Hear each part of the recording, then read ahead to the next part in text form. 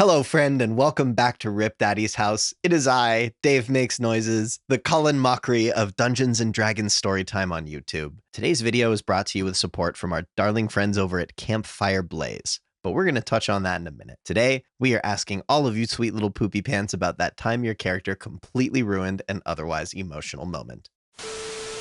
Has your DM ever tried to squeeze some emotions out of you? Maybe they killed off your favorite NPC, or the party is close to wrapping up a quest that you've put lots of hard work and many sessions into finishing, or any other feel-good, sad, bittersweet moments meant to tug at your heartstrings? Of course they have. That's part of any good storytelling. So the real question is, how did you totally ruin that moment? I'll start. Our party was playing Curse of Strahd for the first time, and our DM encouraged us all to pick widely varying alignments. His plan worked, and we ended up with an overall tense and stressful party dynamic. We had the lawful evil necromancer, the lawful neutral druid, the chaotic neutral warlock, and me, the lawful good cleric. Every one of us had conflicting morals and motivations. By all accounts, we should have split up and gone our separate ways by like session 3. That's where our last player comes in, the chaotic good rogue, Joe. He was the glue that kept us together. Whenever the rest of us would argue, Dejo would step in with a heartfelt speech about how we all had the same goal, we could do anything if we worked together, etc., etc. The rest of the party all had other members they liked and hated, but everyone adored Dejo. He was that perfect combination of awkward and funny that nobody could resist. He was able to bring us all together no matter what conflict we faced, be it internal or external. But nothing good lasts in Curse of Strahd. Towards the end game, Dejo gets caught on the wrong end of a critical hit with some smite added in. He was out of reactions and already bloodied. Damage was over double his remaining hit points, which our DM rules as a death with no chance of saves. Dejo's body disappears, and he was the only one with some crucial information we needed to win our battle with the OG vamp himself. Can't remember what that info was. I already had the holy symbol, so I wasn't paying a ton of attention. So now our goal is to find his body and use Speak with Dead to get that information and give him a chance for some last words. The player obviously doesn't just want to sit out the rest of the campaign, so rolls up a samurai that's supposed to be Dejo's long-lost son. Fast forward to another boss fight that included Dejo as a raised vampire spawned as a minion. So this battle was already emotional, as we had to not only watch Dejo die a second time, but it would be at our hands. After many failed attempts at restraining him, we reluctantly did what had to be done and put him out of his misery. Now comes the Speak with Dead spell. If you don't know, you're given a chance to ask only 5 questions. All of us are so close to crying, both in and out of character. We get the information we need, and with the next 3 questions, we ask him for his final words and any messages he wants us to pass along to his friends after we escaped Barovia. Tears are actually flowing now, and the DM asks us if we have one last question for our friend. Now comes that time. The title of the post. My cleric, whose alignment is more accurately lawful stupid, asks the final question. So, we've obviously met your son. What poor girl did you convince to have sex with you that led to that? And through all of the party's angry shouting about my dumbassery that I was all too familiar with, Dejo chuckles and utters his last words. Your mother.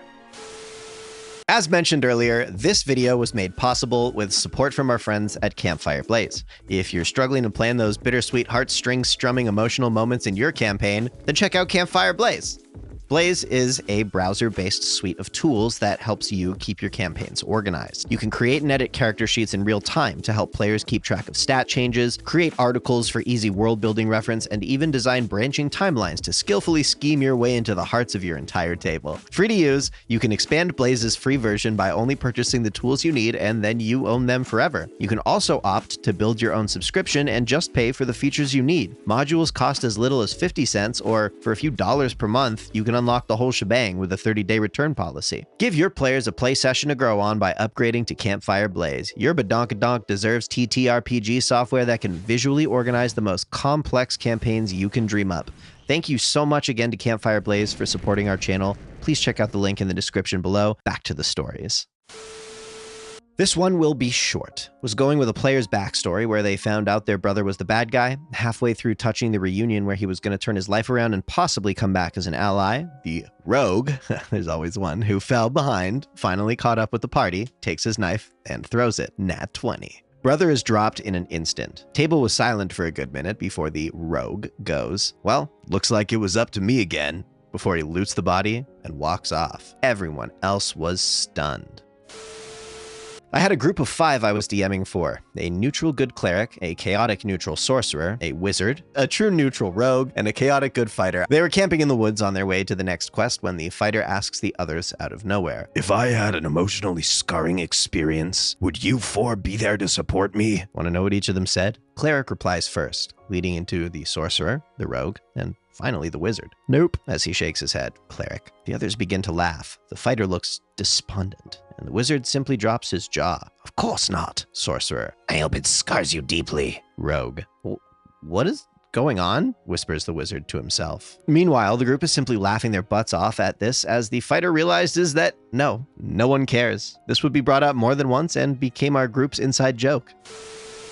It's the final battle. My character has been battling with existential dread the entire campaign. As a former raider who was now mowing down other raiders, he had conflicting feelings about most fights. He had resolved to lay down his life for the team at every fight. We arrive at the big bad evil guy's tower and find it flooded with infected. The horde is so thick we can't cut through, so our bard and rogue climb the side while we fight through a smaller group to get into a side tower. I found myself in the circular arena. The big bad evil guy had closed the gates and allowed hundreds of zombies to pour in. We were backed up into the center of the room when I noticed a small gap just above the gate the dwarf cleric could fit through. I went to pick up the dwarf and throw him through the gap. Marcus. "These things never end. I am almost out of spells." Rias. "I am running out of arrows." Marcus. "I never thought I would die like this. I have a family to get home to." Rias. "I don't. No reason we both have to go out here, old friend. Do me a favor. Don't look back. We both know how this ends." Then I rolled a nat 1 and proceeded to just spike the dwarf right into the ground. The very next turn, the bard and rogue figured out the puzzle, and the gates closed, preventing more infected from coming in, allowing us to kill the remainder and escape.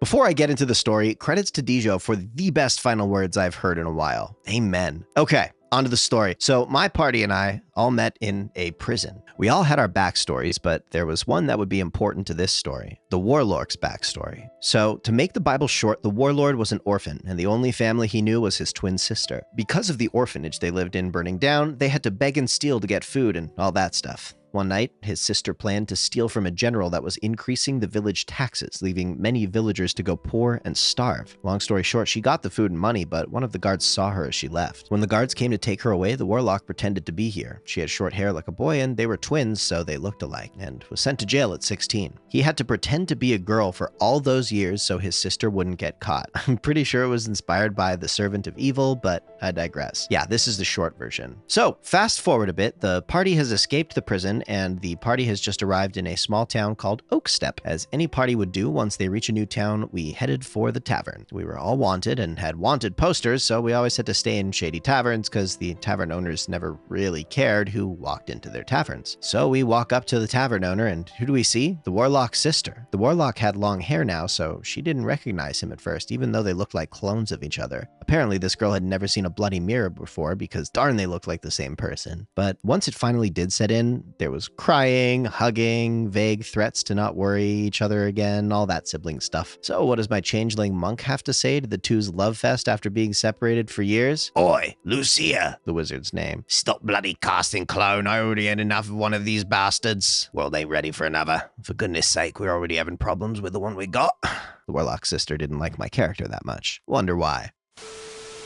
I was playing a homemade campaign, which, I have to say this right now, was a god tier campaign. Well, I played a druid, and I used my second favorite transformation, the giant toad. Hell yeah, giant toads rule, druids rule. There was a tribe of goblins being united, and I was engaged in a fight with their chief, who I used the swallow action on, and the chief couldn't make the strength DC. This proceeded until I had ended up eating the entire tribe. In my defense, this had occurred after the moment, but it was awkward explaining what happened to the party, why the tribe had disappeared.